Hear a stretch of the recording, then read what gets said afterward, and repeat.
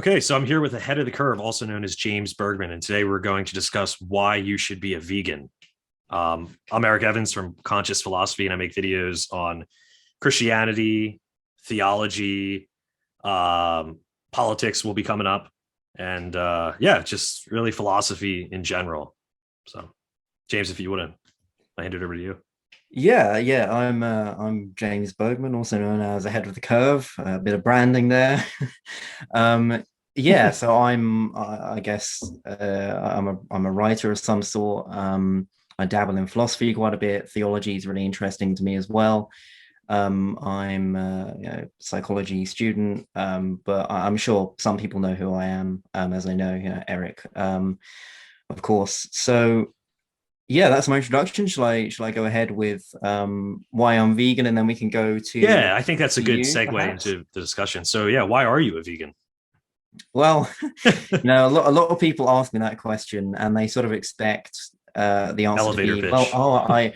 I care about the animals and Yeah. and all that kind of stuff. And it's not that I don't. It's more my reasons for veganism are actually not really that predominantly. I mean, that's just a sort of byproduct of it.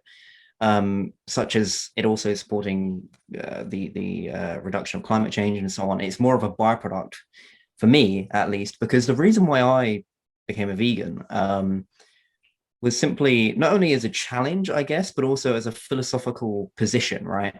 Because I watched people like Cosmic Skeptic, Joey Carbstrong, and I was against veganism, as I've said before, and I was I was militantly against it. I was like, well, I had all these arguments, and then when I actually looked into it, when I read Peter Singer's book, um, Animal Rights, I believe it is. I can't remember what it is now, Mhm. but and other sort of online videos, Cosmic Skeptics videos, for example.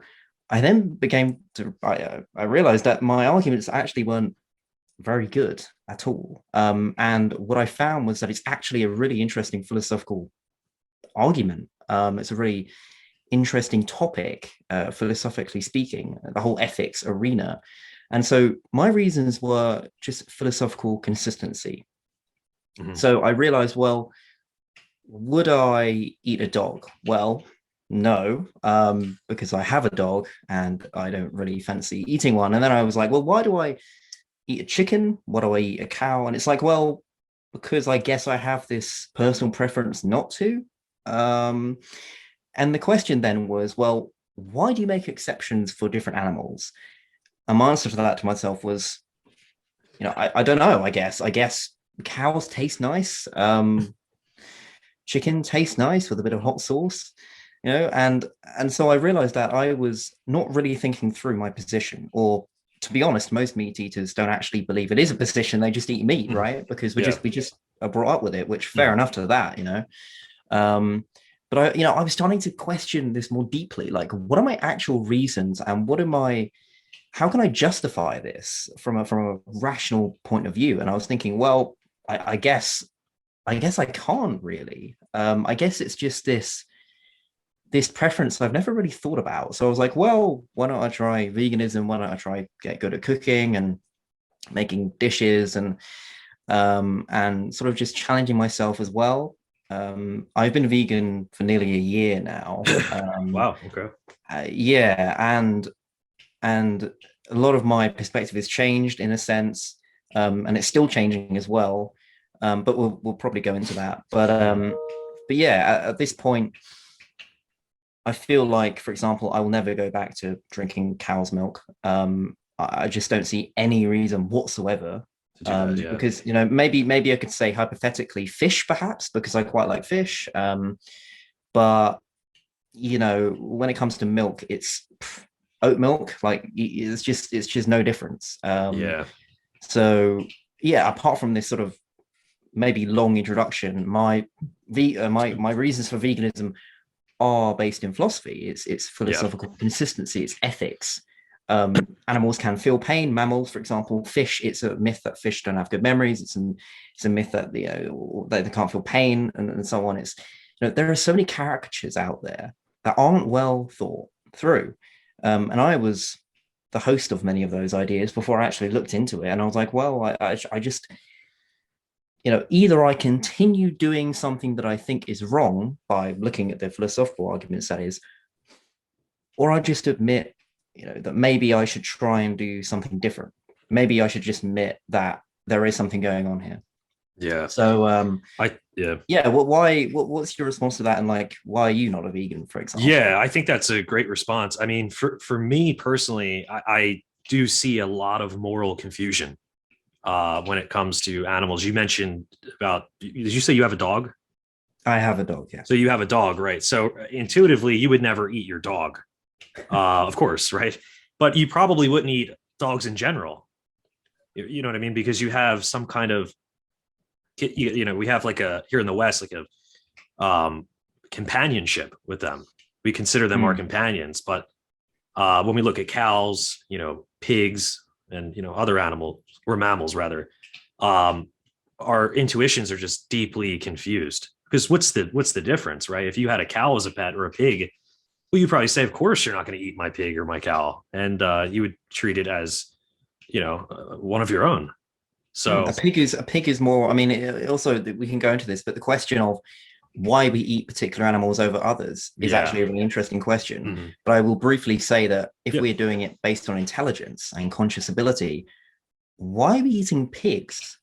Because they're much more intelligent than dogs. Or they're very intelligent. Yeah, exactly. Yeah. And so the answer to that is, well, I don't know. I guess they're not aesthetically pleasing. Yeah. Sure, you can make that claim, but is an animal's aesthetic appearance enough to justify murdering it to eat in a 3-minute meal?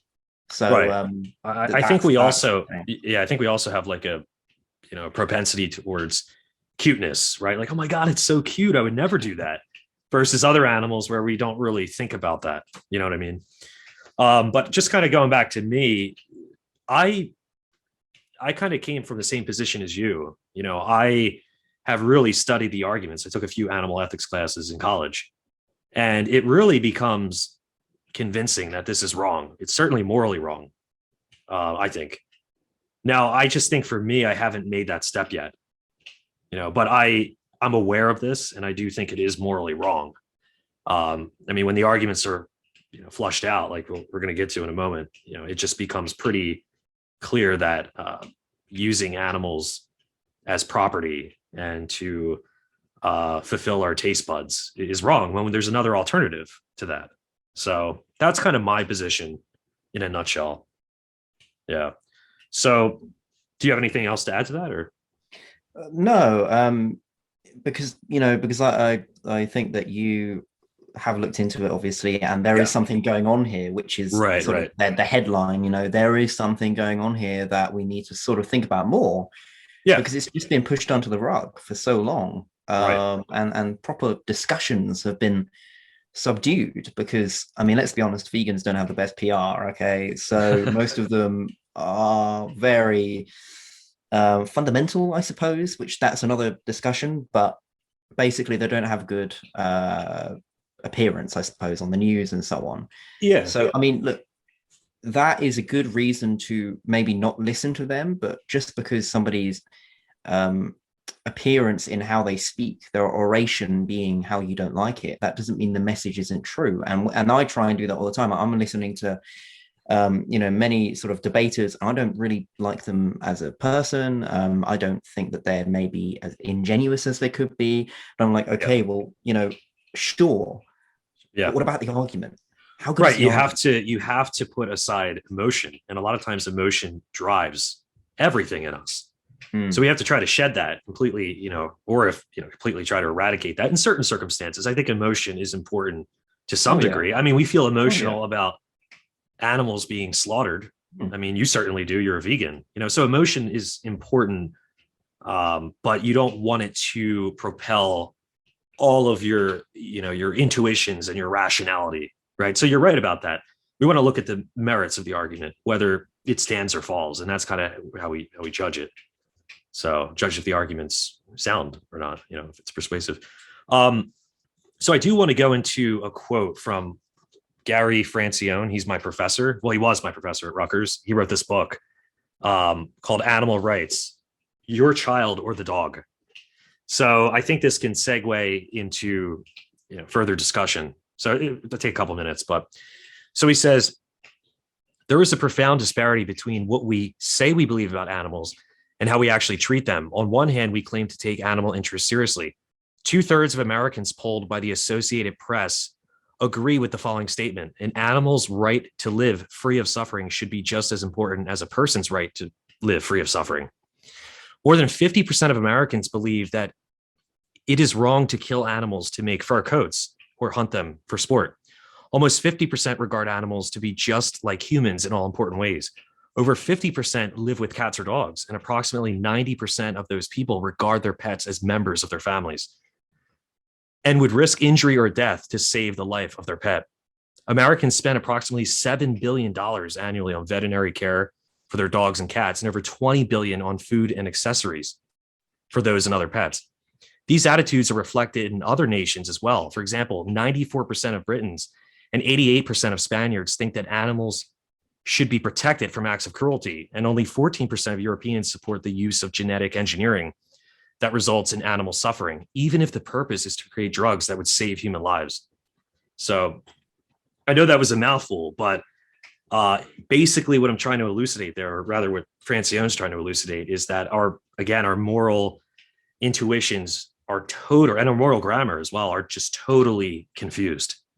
As I think that passage elucidates. I don't know if you want to add anything onto that. No, I mean, I think that accumulated quite a lot of controversies and ideas that people intuitively agree with, because like that was alluding to, if you were to ask somebody on the street whether they agree with animal abuse, they say, of course not. Yeah. What do you take me for? But then they Right. go to a restaurant that very evening and dice into a steak. I mean, look, it's this sort of double standard that I think is propelled by the societal ignorance. And I know I'm not saying people are willfully ignorant, although it can be the case, but it is mostly the case that it's simply not just talked about. And this entire point of veganism, as of late anyway, recently, I suppose, is that we just need to talk more about it. Yeah, I would agree. I would agree with that. You're right. It's not really talked about. And again, for example, I'm in a David Bentley Hart fan group, and I posted a question about a month ago about animals. Is it right to eat animals if they're sentient, they have an interest in living? And some of the comments were just baffling. I mean, people said, it was like they said, burger good, me eat burger. It was just it was so primitive. And they said, well, what do you mean? Animals are tasty. They're just animals. Like, this just presses even further that even really intelligent people just have not even thought about this. They just haven't even thought about it, And we're animals. We're right, animals. We right. don't That's eat each true. other, although Hannibal does, but he has his reasons. Yeah. And I mean, prior to the 19th century, animals were just seen as things. They really they were certainly outside the moral community, and they are to a great degree today as well.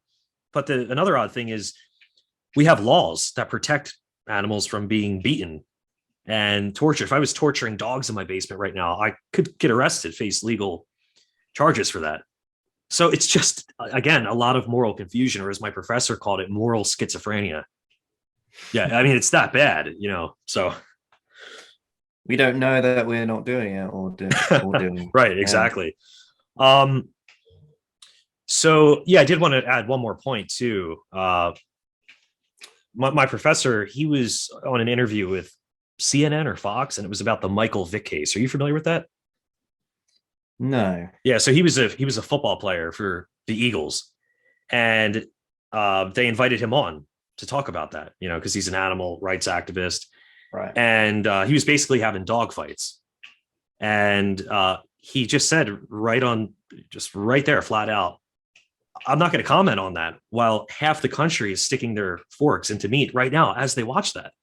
And they're saying, oh my God, how wrong is that Michael Vick had dogs fighting? But they're eating their steak and chicken. You know what I mean?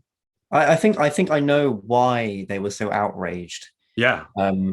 It's because again, there's this illusion that it's handled ethically. How many times do we see free range? How many times do we see happy animals on adverts?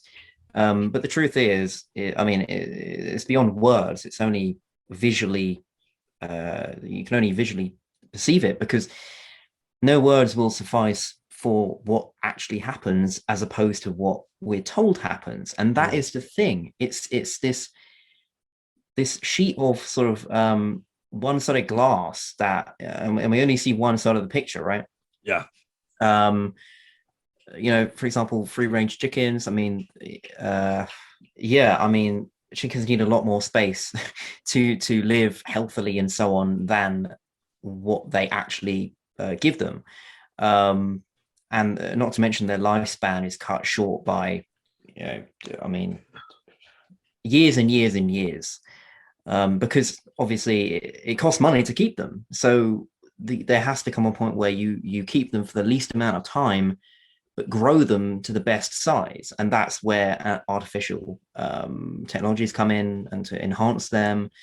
But that's sort of sidetracking there. But yeah, basically, the reason why they are so in shock, in horror, is because they are convinced, utterly convinced, that the animal that they are eating was treated humanely. Tell me, Eric, how do you think you can humanely kill someone or an animal? It's a really interesting question. It is a very interesting question. And I find that a lot with people who, not only eat animals, but have, again, never thought about this. They just say, well, yeah, I can see that that's wrong when they're in the factories and they're being tortured. But if they can be killed humanely, that's fine. Then it's okay. And my response to that is really, there's no difference. You are still eliminating their potential future experiences. You're eliminating them. You're killing them, right? You're killing the animal. You could read them a bedtime story and tuck them in and, inject them with poison, and they peacefully, fall asleep. But there's really no difference there. You're still ending the sentient creature's existence, right? So that would be my response to that argument. I don't really know if it is an argument, but yeah, well, people act as if it is. Yeah, right. Well, I think the thing that has to be discussed inevitably is, well, how do we define humane murder? Because to me, it's an oxymoron. Yeah. Mm-hmm. Really. It is a terms.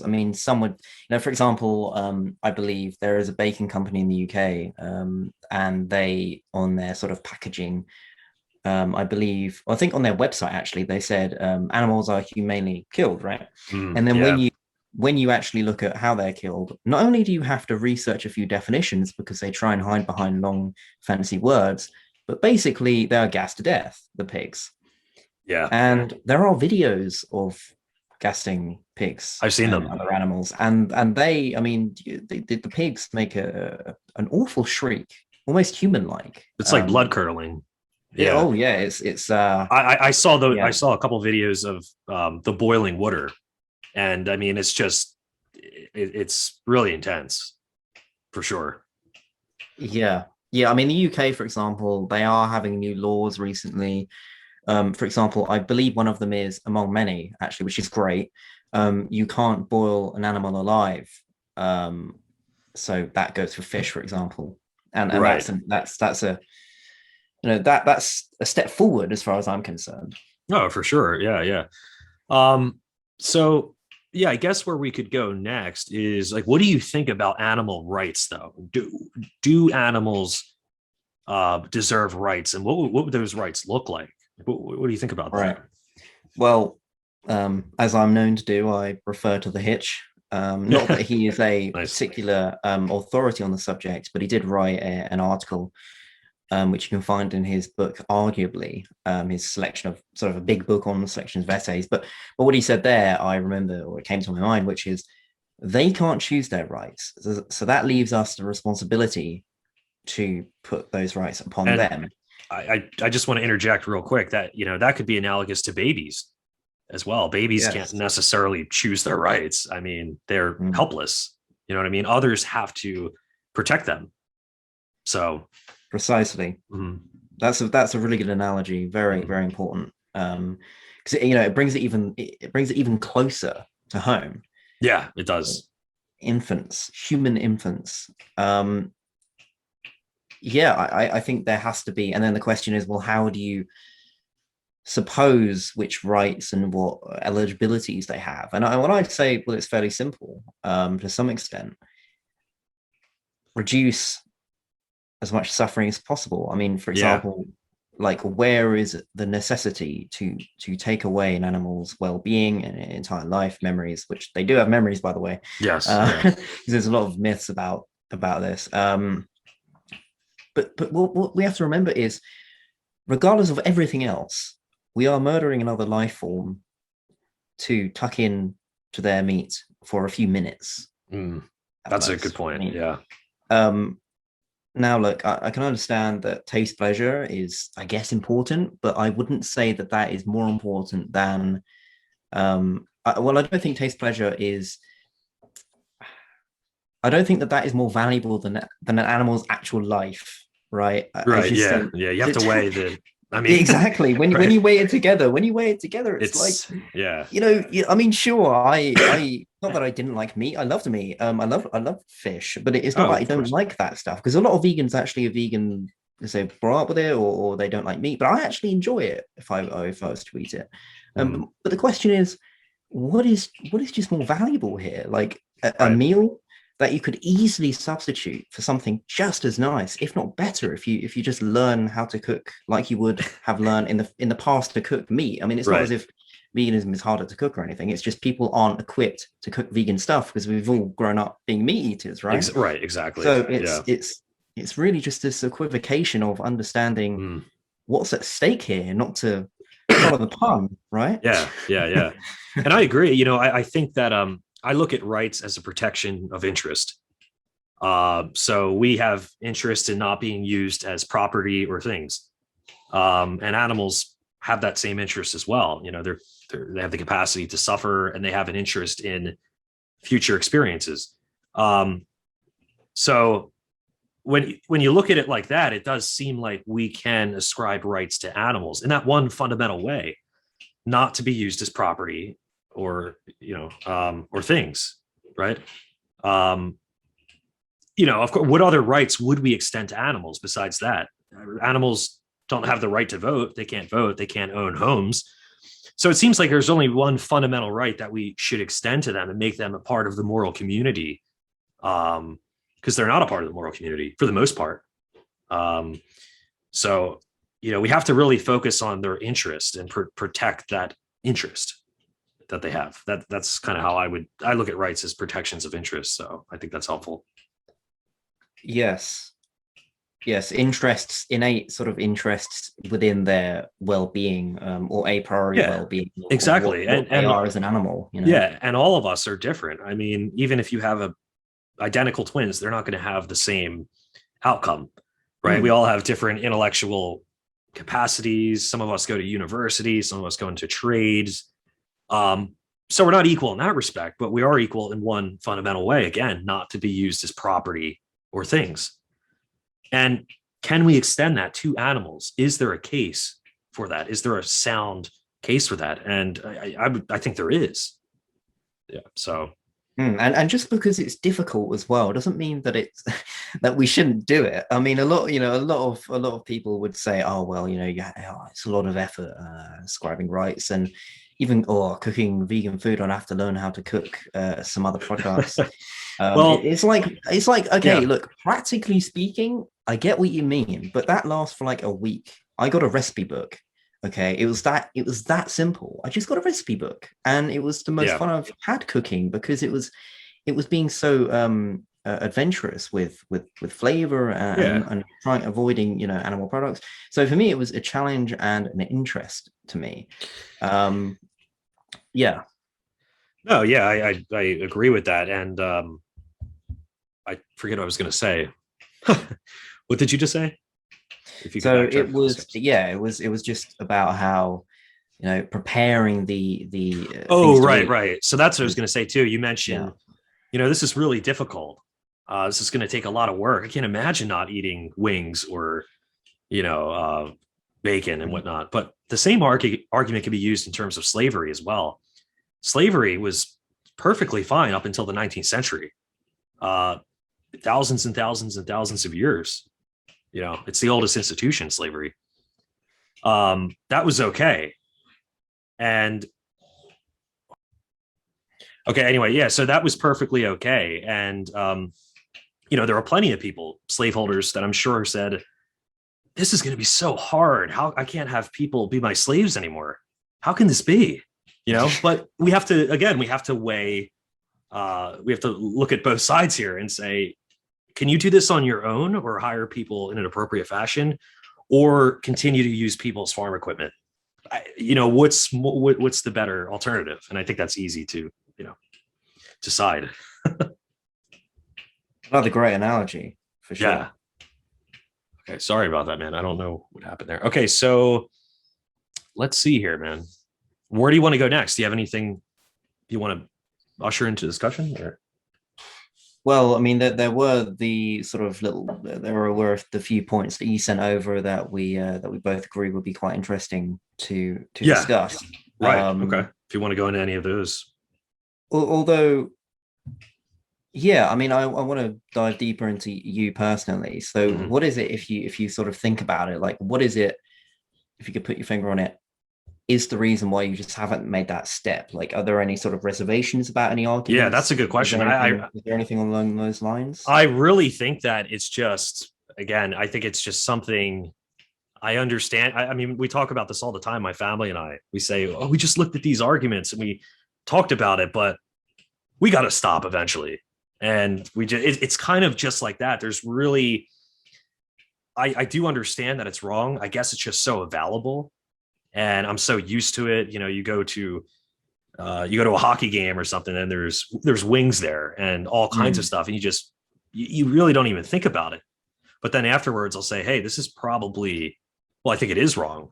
But it's kind of like a moral procrastination, if that makes sense. I just kind of put it. I like that. Yeah. Like a moral procrastination. I just say, I'll stop one day. I got to stop. This isn't cool. Yeah, but like the smoker, he's given up 100 different times. That's, you know what? That's a perfect example or a perfect analogy. That's kind of what it is for me. So, yeah. I don't know how it is in the US. I know in the UK that there are great companies that produce vegan products that are quite reasonably priced. But I don't know in the US. I mean, as far as I'm concerned, it seems like it would be a bit different depending on the states. So some states might have vegan companies that they have in markets and so on. But I mean, the question has to be also like, what's the availability of these non-animal products, right? Because look, of course, and I said this before, there are so many lovely meals without animal products that we eat all the time that we don't think about. But maybe you just want substitute mince. Maybe you just want substitute sausage. Maybe you just want a substitute steak, for example, or maybe a substitute fried chicken. All of the above is available in the UK. You can buy it at supermarkets, you can go to London, and London's great for vegan stuff. There are so many restaurants, but I don't know about the US. Something tells me it just isn't as good. Yeah, I don't think it's as prevalent. There are certainly, places to get food, vegan food, but I don't think it's as prevalent as it is in London. Maybe I'm just ignorant on that, but yeah. Yeah, because I mean, for me, for example, I was sticking with the substitute stuff because, obviously I was so used to having bolognese with the mince, or sausages, for example. There is substitute fish as well. So I was like, yeah, well, to help me going along, I'll and there's nothing wrong with it anyway. I mean, yeah, I just have the replacement sort of meat or whatever it might be called, substitute, I suppose. And I still eat some of those today, but obviously they can be more expensive than the actual thing itself. And that's only because of supply and demand. Right, that's only because we sort of need more people to buy it. And that's fair enough as far as I'm concerned. But to the people who say that veganism is expensive, I was going to say I hear that a lot. Right. Yeah. Let me just make this clear for anyone who's still thinking about this, because I mean it's a really valid point. I mean, to some extent, but it depends on what you buy, and it depends as well if you're a meat eater. Like if you buy steaks every single day, a steak is quite a bit of money. So if you buy a steak every single day, you're going to be spending a lot. As a vegan, if you spend your money on, let's say, I don't know what's expensive, the top end Beyond Meat burger, which is great, but it's really expensive. Yeah. If you do that, you will lose money. But the thing that I want to point out, and then I do point out, is it just depends on what you buy. Like you can spend the same amount of money as a meat eater as you can a vegan. It just depends on the product that you get.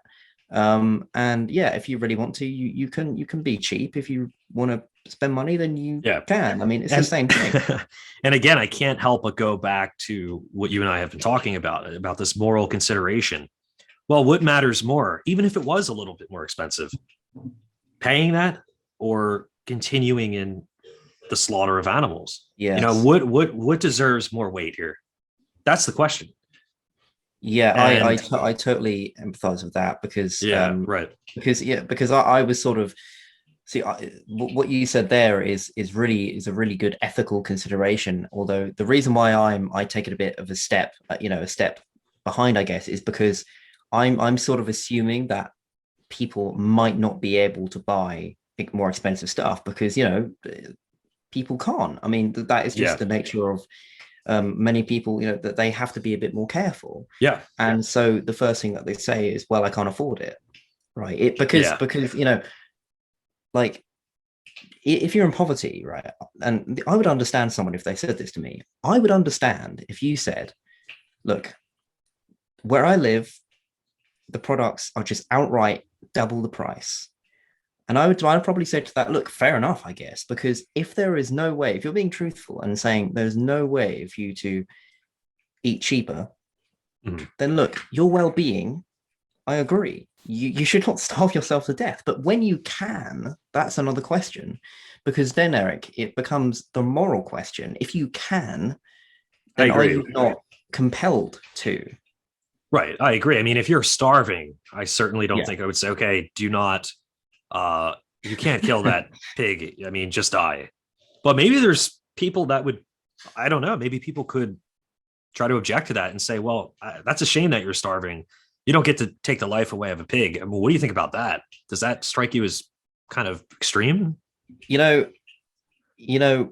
Something I've said before is I don't believe animals are of the same worth as humans, but I don't think that gives us an excuse to eat them. Yeah, that's right. That's a fundamental point because people are like, well, you value animals more than humans. It's like, okay, even if I did, let's just back up here. Like, right. Why does that matter? Why does that matter at all? It's such a red herring, I find. Yeah. I find that too. And like we talked about earlier, we're just really talking about extending one fundamental right, the right not to be treated as property or things, and not to impose gratuitous suffering upon animals where there's other routes we can take where we don't have to do that.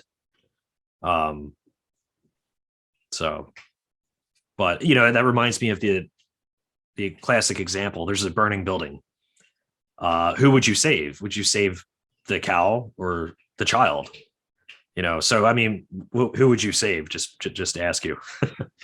Yeah, I mean, I deal with a lot of hypotheticals on the podcast, the Barclays Universe that I'm on. Yeah. But they're obviously, if you watch it, a lot more grotesque than that. And to answer that question, I'm not.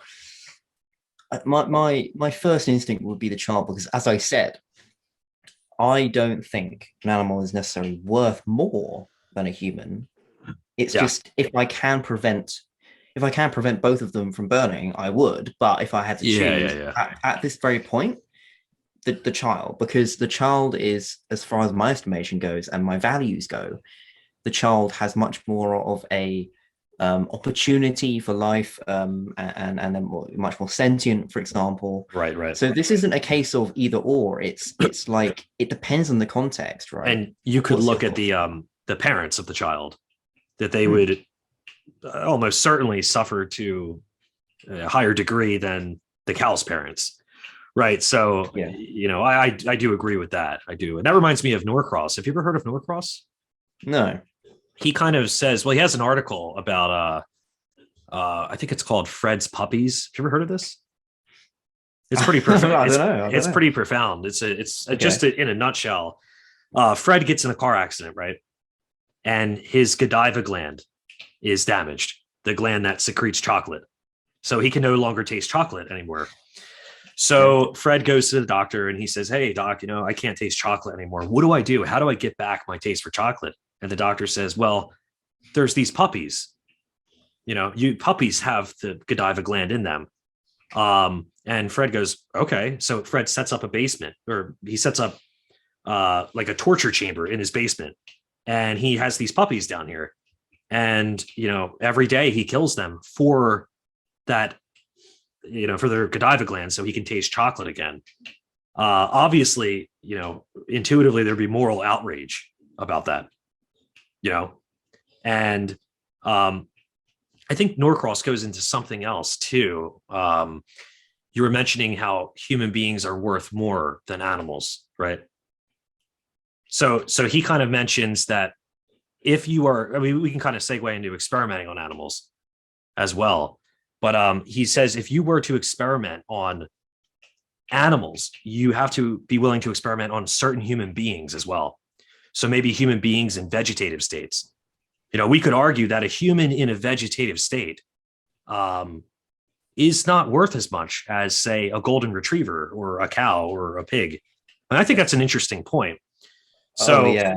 I know that the basement example was a little off topic, but that's kind of, he mentions that in that article. So I wanted to just, announce that. No, it's, I mean, I'm totally behind what you said there. I mean, about as well with sort of equivocating the animals in their own state and a human, let's say, who's mentally deficient in some way. If to be morally consistent, and this is what you were getting to be morally consistent, you would have to agree that exploiting somebody who's mentally deficient is morally consistent with doing that if you do it with an animal as well, by their own standards anyway.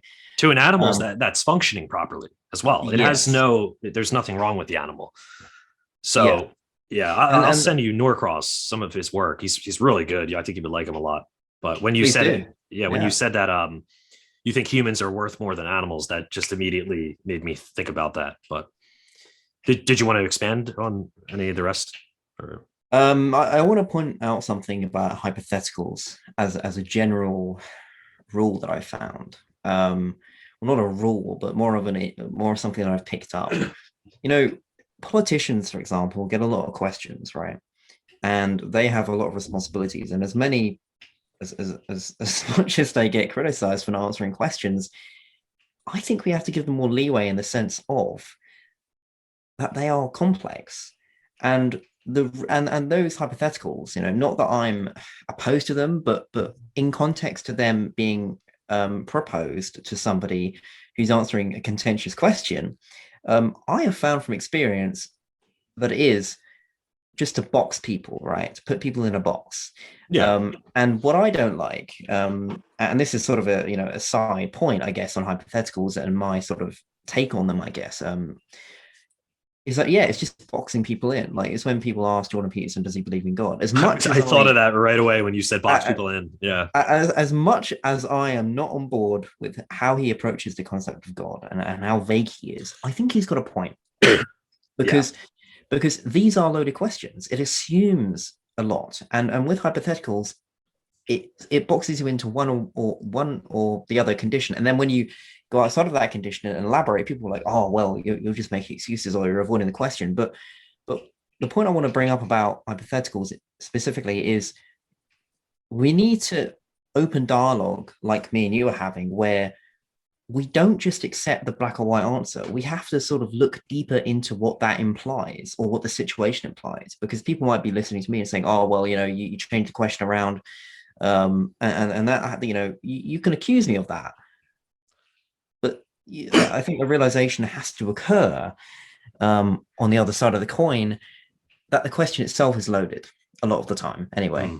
And just real quick, what exact question do you think is loaded? Which one in Well, particular? it's the dichotomous sort of questions, such as would you do this or that? Yeah, right. And it's that's why I brought up politicians. Yeah. That happens a lot. I mean, it's a burning building thing. Look, as much as I think hypotheticals are good to derive examples and to sort of like to get a point across about a metaphorical concept, I am very iffy with them. About very contentious issues anyway, because I can they can they can sort of get the impression, at least, or people get the impression that somebody's dodging the question. But it's more of a side point that I found out. I think that's interesting. I mean, I certainly think that hypotheticals are good, analogies are good, but we shouldn't stop at hypotheticals, of course. Like, would you save the child or the cow? Oh, the child. Okay, there's more that we would need to talk about. And if it was a politician saying that, and just to bring that example back, sure, if it was a politician saying that, the cameras were shut off instantly, and they would have the headline. Yeah. This is the issue. Yeah, context is so important. Ian McGilchrist, in his The Master and His Emissary, one of the best books I've ever read. Please read it, anyone who's listening who hasn't read it already. But he says, as he's found out in his entire career of philosophy, psychology, neuroscience, context is the most important possible thing in discussions, because in these hypotheticals as well, and also the question, questions I've also addressed, such as, isn't veganism more expensive? Context. It always matters. You have to look, and yeah. The problem with context is that you inevitably have to look deeper into the question. And who wants to do that, eh? Who wants to do that, I guess? Christopher Hitchens didn't want to do that. Sam Harris didn't want to do that. Dawkins didn't want to do that, Yeah. Like just a reference to our previous discussion. But it's like, we can't just push these things under the rug because they're difficult questions. And then people will turn around and say, oh, the context card that you're bringing up, context matters, but it does matter. Yeah. This could be shelved for another discussion, but just certain biblical passages within the Old Testament. Yes. They'll just read this line and say, oh, see, yes, wow, this is horrible. But they haven't read anything else. They haven't thought about the ancient, Near Eastern context or anything like that. But that's for another discussion. Yes. Yeah, I'm just looking at some of my notes here, James. Where do you want to go next? Do you have anything that you would particularly want to talk about? Any arguments, maybe? Well, admittedly, there's quite a lot. Yeah. Okay, so yeah, there are quite a lot. Oh, I actually have one. If you don't, do you have one? Yeah, sure. I mean, I've got some at the ready, but you go ahead. You go ahead. Sure. Yep. Okay. All right. I did want to ask you about population control, right? So I hear this argument a lot. Yeah. So people will say, and I talk with my dad a lot about this, and my dad's been reading Peter Singer actually. And he just said, wow, I never thought about this, man. And a lot of times they think that's what it takes to just start thinking about it, start talking about it. What was I going to say? Just flew out of my mind. about the population control. Oh, right. Population control. So my dad has raised this and various other people. Well, if you don't kill deer, like if you didn't have hunters, they would just be all over the place. You'd be hitting them on highways and whatnot. What do you think about that? Well, there is a thing called nature. Right. And nature is a self-cleansing thing, right? And it's often the hunters really who sort of control it manually, and in some sense can destroy it, because if we look, even if there are cars, right, look, animals will die. And again, this isn't black and white. This isn't about saving every single animal. This is about reducing animal suffering. This is a common misconception of veganism. Well, my position is anyway, and I know this is a contentious issue, but to me, veganism is minimizing, not with the blanket sort of approach. Oh, you have to stop all animal suffering. It's like, I would want to do that, but I'm being realistic. It's about reducing. It's about doing what you can, and this leads on to another point that I'm not completely Sure. I mean, we can go into that because that's a different topic, but it is a really interesting view of veganism that I haven't really read much about, but it's been on my Yeah, neither have mind. I. Yeah. I mean, I'm not really too extremely versed on veganism in general, but I do know Right. some things about it. But that is something I've always, yeah, I mean, to me, the best answer I can provide just from my limited understanding of this is really just that doesn't give us the right to murder them. Maybe there's some other way, whatever that way might be. Yeah. But And um, this reminds me, again, this reminds me of the problem of evil because, you know, if I was being the devil's advocate to you, Eric, I could say, well, oh well, that's just a cop out. But in the same sense though of, well, God works mysterious ways. Look, that is a comedic sort of um point that atheists, and I'm, as people might know who know me, I'm an agnostic atheist at the moment, but I am struggling with this concept of how much do we give credence to how much we don't know about God, yeah, right? And not to get off topic, but I that's think fine. this is maybe equivocal because look, just because we don't have all the answers under the sun doesn't mean that overall there is a bigger picture to be seen. And I think, Eric, you would personally make that claim about, or share that sentiment about Christianity. Yeah, I do share that. I think that there is, again, we have epistemological limitations. I think we can know some things, Hmm. but I think that there's a lot that we do not know. Hmm. We're not omniscient. So that's what I would say to that. Yeah. Did you want to build more on that point, or do we want to sort of go to another? Um, I think it's all right. We can move on if you want. Yeah, sure. Yeah. So let me just look at one. Veganism isn't healthy. Oh, that's actually a good So one. Yeah, I'd be curious what you think about that. Yeah, so could I that's a could good I one. have your perspective first, just to switch Um, it up? yeah, I mean, from all the things I've read and spoken with my professor who's been a vegan for 40 plus years, there doesn't seem to be any severe health concerns. Um, I've spoken to a lot of vegans myself, aside from my professor, and they are perfectly healthy. Sometimes eating meat can actually be worse for you. So that's would be my response to that. But what would you say? Yeah, I mean the same sort of, there is more to build on this, but I must reinforce what I said before, to this sort of inquiry. It's depends on what you eat. Like if Yeah, you are yeah, eating if you're eating vegan chocolate all day long, yeah. that isn't good Right. for you, right? Yeah. That isn't good. Um, in the same sense, Eating McDonald's hamburgers. like exactly. So Yeah. it just depends on what you eat, really and truly. I mean, look, there are, for people who say, Cody from the podcast, Cody Sexton, he has, I'm going to forget what the disorders are called, but basically he has to have meat in his diet. He can't just have he can't just have sort of animal products, sorry, non-animal products. So he has to Okay. have it.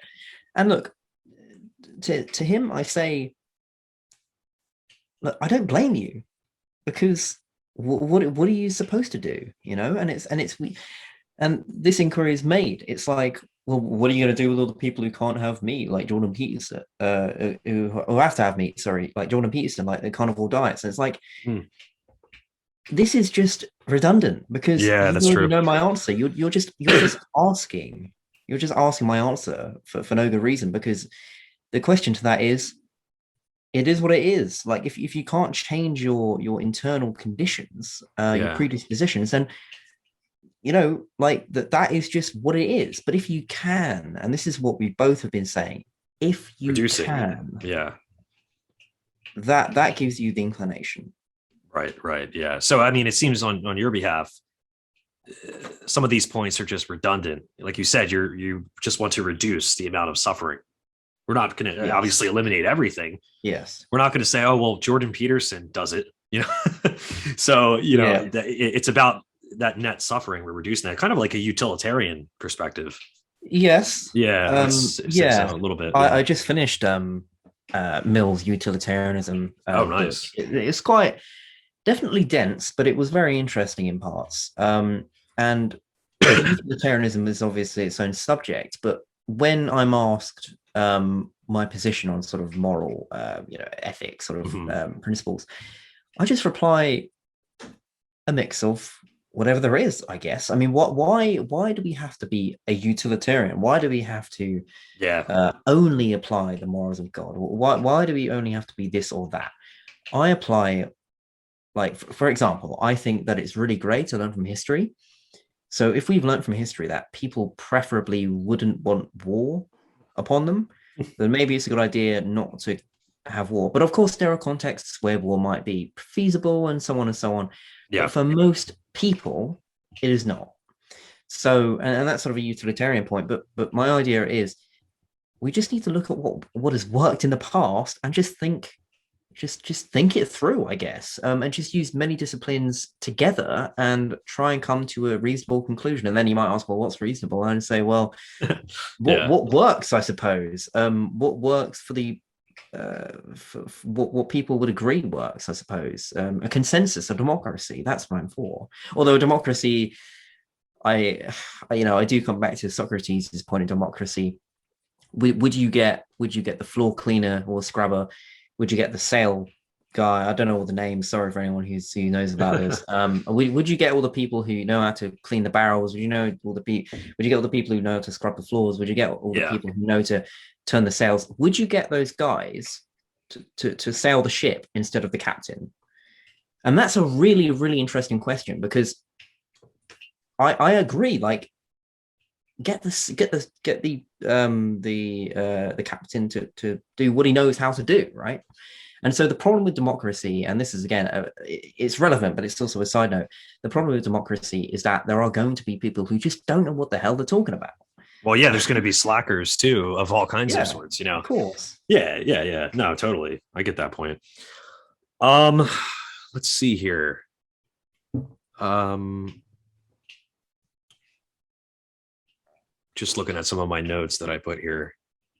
This is kind of, I mean, it's still relevant, but Descartes, are you familiar with what he did to animals? Unfortunately. Yeah.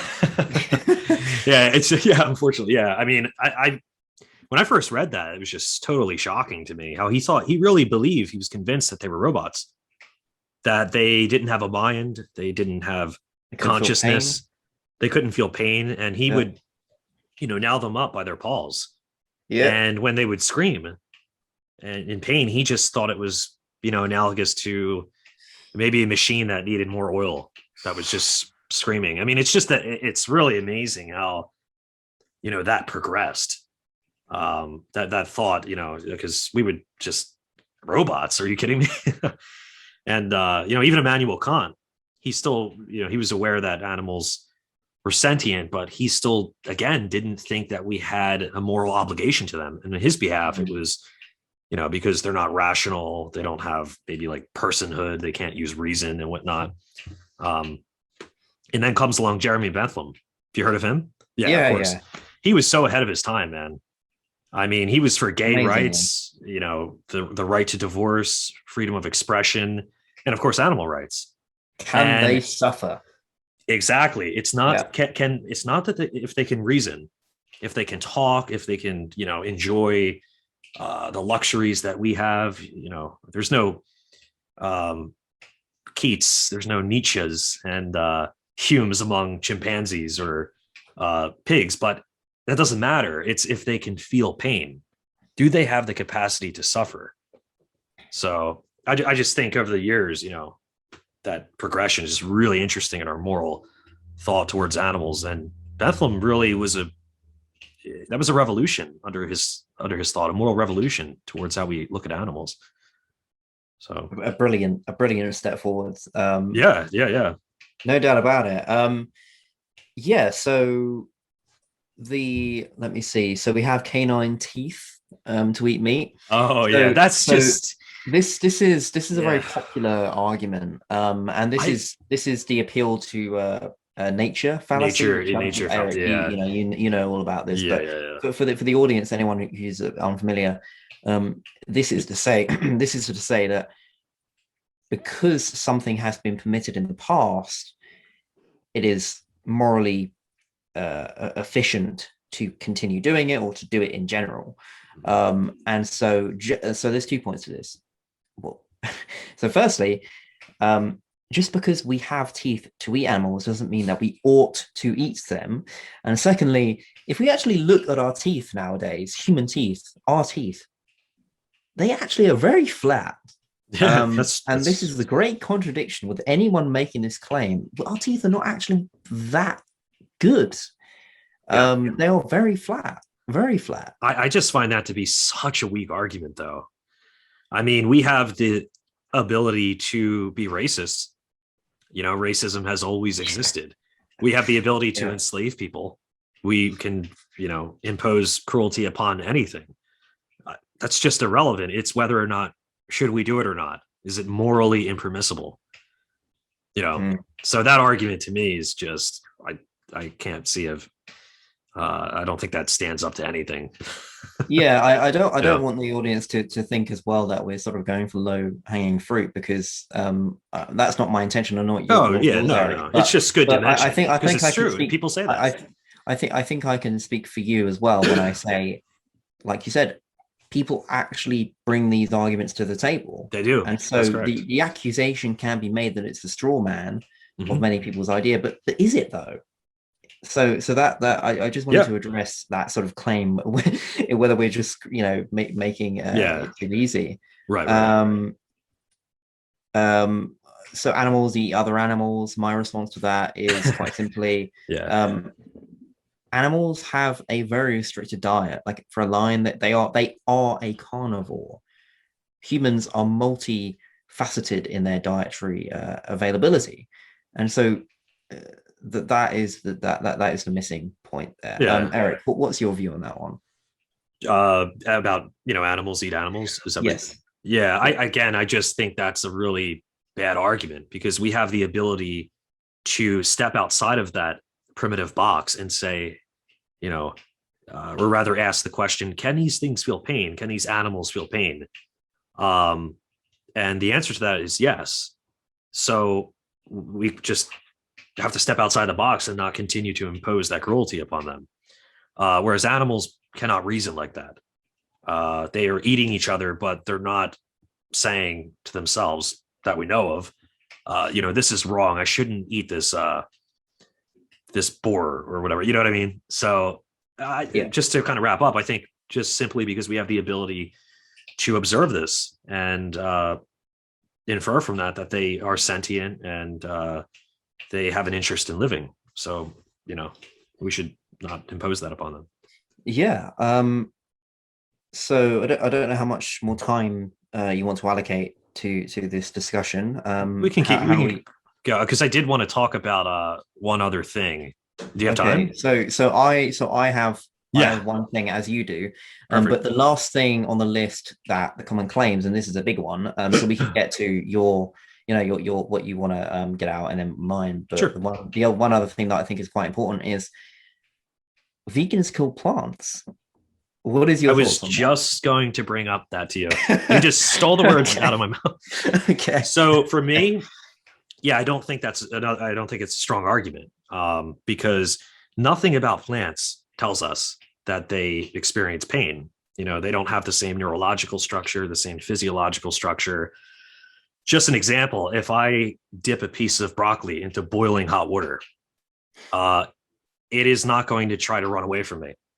If I pluck a flower from the ground, it's not going to try to run away from me. If I dip a pig into boiling hot water, or if I dip you into boiling hot water, you are going to try to flee. You're going to fight or flee, right? Mm-hmm. So nothing tells us that plants feel pain at all. And I should add too, even our moral intuitions. If I were to come over to your home and eat a piece of lettuce off your counter, or I were to say, hey, James, can I eat your dog? Like his leg looks good. I think that you would have outrage to the latter. The former, you'd say, hey, sure, you can eat that piece of lettuce. So nothing about plants tells us that they feel pain or that they have interest in living. So that would be my response to that. How would you go about that? Yeah, because like, I've had to think a few times over about this one because look, they, and this is tricky because they have the capacity to receive chemical reactions Yeah, that are translated in distress, right? But this is sort of a thing that's flown around by the antis. It's like, well, that they can feel pain, and again, it's like, yeah, but what is the context behind that? right. Again, what is the context? Are they What do you mean? self-aware of the pain? Yes, Are they exactly. actually Yeah. aware that I'm in pain? Do they have the subjective eye where they can, have dialogue with themselves and say, wow, this really hurts right now. Put me down. I don't know. Probably not, but Yes, yeah, exactly. And that is pinpoint on the very concept. It's they have a receptor to, I guess, receive this stressful chemical reaction, but there's no manifested behavior from that they exhibit. There is no yeah, mammalian sort of reaction that you were going for there, it's a Eric. great point. Yeah. So I must stress this, um, not to be ironic again. Context is very, very important. It is. Yeah. Yeah. No, I would agree. I agree that they're reactive. I agree that they react to sunlight, but to jump to the conclusion that therefore they can experience pain and they are self-aware, that's a big leap. And I think the consensus seems to repudiate that. But I mean, there are people that believe they feel pain. I spoke with Michael Jones about this. We messaged each other on Facebook, and he was bringing up studies saying, no, they might feel pain. And we kind of went back and forth, but I don't have the studies in front of me to really cite any arguments. So Yeah, yeah, yeah. I mean, I've heard of similar things. I'm very open to anything that might be put forward no, absolutely, regarding yeah, that issue. However, from what I've understood, those studies are misleading because they yeah, are not identifying what pain is characterized by, and they're not putting it into context and comparing it to what we mean by pain when we mean pain when we sentient say it. creatures, yeah, Yes, exactly. exactly. I wanted to get your view, and this is something that I've been thinking about recently, and Mhm. it's kind of troubling me actually, because it's leaving me with it's not a concern, but it's more of a question that I don't know how to answer. What do you think? Do you think do you think a vegan can eat meat and still call themselves a vegan in the sense of Mm. only just having it less or once a month? Are they still a vegan, Eric? What do you think? Yeah, that's a good question. I really think that that would be antithetical to their entire enterprise. I mean, we haven't really talked about the environmental concerns, Hmm. but I mean, I think it's twofold here. There is a moral concern, absolutely, and I think we've established that in this discussion. Yes. But there's also an environmental concern as well. And to just say, well, I'll do it sometimes, it's kind of analogous to saying, I'm not going to own slaves in these months, but when I kind of get tired from my long hours, I'm going to own them then. But I only own them a couple months out of the year. That seems wrong. That seems hypocritical. Um, Now, if you were to ask me, what do you think about me eating oysters or clams? Well, then I think you have a little bit more wiggle room there. Are clams sentient? Do they have an interest in living? I don't know. Well, as you start to get down further and further and further Hmm. to crustaceans, that becomes very difficult. But a lot of vegans will respond to that by saying, "Hey, everything that we know, about all mammals, they are sentient, and fish too, Yeah. right? Would you agree? You agree that fish are sentient, right? That seems to be the Yes. Yes. consensus. It's a common myth Yeah, that they are yeah. not. So when it gets down to crustaceans, a lot of vegans that I've spoken to just assume that they are sentient and they don't eat them. But yeah, it's a tough question. I would like to hear your thoughts about it. Yeah, because the reason I bring it up is, look, maybe the title vegan is a is an unhelpful one, because when we think of vegan, it is categorically those who do not eat animal products. That's what I was And going to so, say. Maybe like vegetarianism. well, Or flexitarian is a term oh, that I've found. I mean, but wow, cool. I like and that, that. yeah, I mean, and look, the thing is, Eric, is that I'm becoming much more liberal in my view of this, because in a way, I think, look, if you want to continue sort of eating this, meat, animal products, but you make the commitment to not buy cow's milk and you buy oat milk, if you make the commitment to just eat less of it, if you turn around to me and said that right now, because a year ago I would have said, well, just do it all, but right now I would say I'd find that a bit more difficult to answer, because I must say we have to commend people who just make any conscious decision to move any point forwards to just stop drinking cow's milk. I mean, that is doing something. And I what I agree. don't like about what I don't like about the veganism movement sometimes is this all or nothing idea where, Yeah. oh, well, if you're not fully vegan, then you're not doing anything. And it's like, as a vegan, are you also a climate activist? Are you also like interested in loads of other issues that are destroying the world? Because let's be honest here, one can be a vegan, but that doesn't mean they're doing anything on another subject. Yeah, that's true. And the truth is as well, people on the other subject, let's say climate activists, they say to the vegan, oh, well, eating animals is an issue, but climate change is also an issue. So then you have two people who aren't wrong, right? But they're just arguing for different points. And the question then is, well, can you be everything? And the answer to that is no. So my reasons for being more liberal right now, and this is still a trial, a thought trial, I guess, but I'm becoming much more liberal because I'm realizing that just doing something is good, and we should really, really commend people for doing that. I don't like this idea of if being a vegetarian. I mean, look, yes, you could say it's a contradiction, and morally speaking, yes, it is, but we have to be realistic about our. I don't know. This is kind of contentious. We just have to be realistic here about what we can do,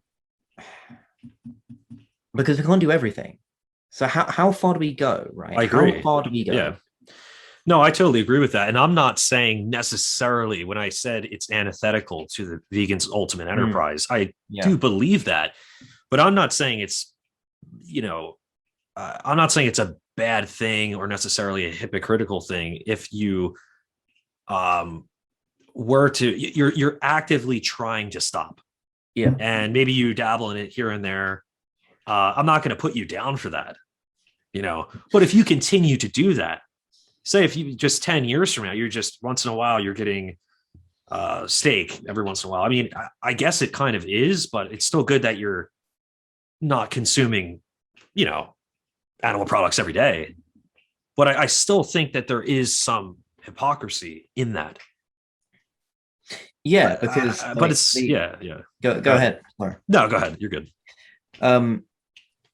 Yeah, because somebody who says, well, and look, to be on the opposition, the person sort of saying, oh, well, you can never do enough. To that, I would say, yes, but that doesn't mean you shouldn't do something. And totally agree. And this is the main point. It's that how tolerant are we going? How tolerant should we be to people who are not fully fledged vegans, who just want to help out, but they don't want to commit their entire life to it? Because look, I say that it's commitment, and to some extent it is, but this is only in terms of taste pleasure, right? And so from a moral perspective, I'd say it's a contradiction, right? But from a practical perspective, we are expedient beings. We do decay and die, the same as animals. The person could say, well, why don't we just make the most of things, right? And look, I think there is a slither of understanding I have for that in some sense, because remember, I don't think that animals are the same value, but I don't think that gives us an excuse to kill them and to eat them. But I do see some kind of leniency towards this sort of liberal veganism view. What do you think? Oh, absolutely. I do. I mean, like I said, I think any progress is good. I don't think it's all or nothing. I don't think that, again, I wouldn't scold a vegan if he said, I'm really aware of this. I'm trying to help. I care about the environment. But last night I had a couple wings from Domino's. I'm not going to just say, dude, you are such a hypocrite. You're a fraud, man. I'm not going to say that. You know what I mean? I'm just saying, if it continues to progress, I mean, yeah, if you just continue to dabble in it here and there, I think it is analogous to that slavery point I brought up. And this is, I think that was a really good point. Yeah, and even racism, like, well, I'm not going to otherize people today, but once in a while I do. It's just, that's just odd to me. It's a little odd.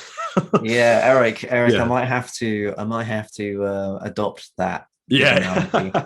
I'll put your little trademark.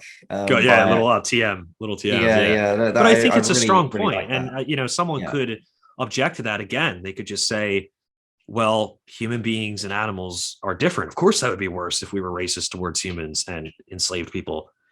But then we could push back and just say, again, animals, they have an interest in living. They have an interest in not being used as things, and property. So it's tough. It's tricky. But that would be the objection back to that. Yeah. No, there's always distinction drawn between humans and animals. Yes. And they're always going to say the animal is of less value. But they justify that in the animal being used as property. Right. So you believe animals are of less value than human beings, but you don't justify them being exploited and slaughtered and used as property. So again, context matters, right? We have to talk about the context of that. Because if you say that on the face, they're going to, James isn't a vegan. But the context matters. So yeah, for sure, because I feel like because Eric, you're a very intelligent guy. You're a very critical thinker, and I admire you greatly. Likewise to you. Thank you. And people on Twitter, for example, they wouldn't produce such critical thinking towards the context of all or nothing. They'd say, well, if you have to sort of meet your standards, how they black and white sort of propose themselves. Mm-hmm. And I think again, it's about normalizing this idea of doing something is great, but we also have to realize, again, the slavery example they brought up, we have to remember what the implications of that is. Right. What are the implications of it? Yeah. Yeah, totally. So do you have anything else you want to say before we wrap it up, or? No, I think we've covered quite a bit, actually. Yeah, I think we chatted for a little over an hour, man. So that's good. Yeah. All right. Well, look forward to talking again, man. Hopefully soon, Eric. Yeah, absolutely. Great. Thank you. Okay, man. Take care. Yeah.